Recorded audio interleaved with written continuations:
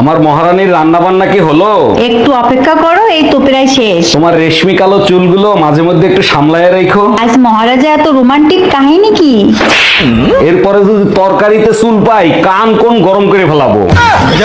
দেখছো বাহার ভাই বউরে কত ভালোবাসে, বউ মরার পরেও কবরে গিয়ে প্রতিদিন বাতাস করে। বাহার তো দিনে একবার বাতাস করে, তুমি বললে দুইবার বাতাস করবো। বলো কি, তাই নাকি? তুমি আমারে এত ভালোবাসো? আরে না, কবর না শুকালে তো দ্বিতীয় বিয়ে করা যায় না।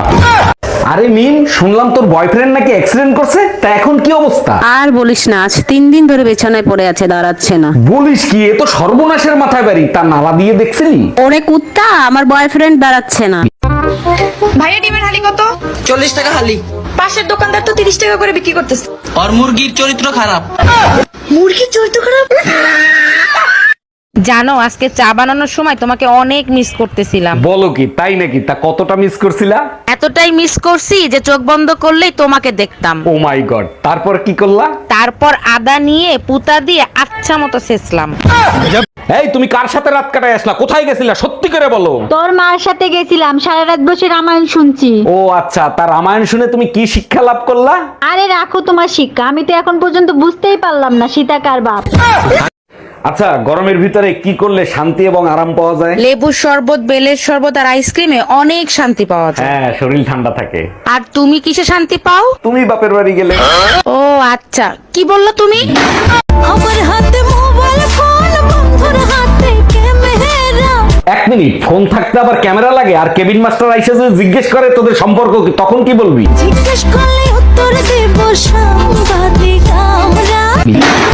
বিশালের লঞ্চে উঠা লইব কেবিন রুম। তোর সংসার নেই, তুই থাক, গেলাম আমি বাপের বাড়ি। যাও, কিন্তু যাওয়ার আগে সুমন ফকিরের 600 টাকা দিয়ে যাইও। কিসের টাকা? আমি তো তার কাছ থেকে কোনো টাকা ধার আনি নাই। তোমার জন্য একটা তাবিজ আনছিলাম, বলছিল তাবিজে কাজ করলে টাকা দিয়েন। কি, তুই আমারে তাবিজ করছিলি?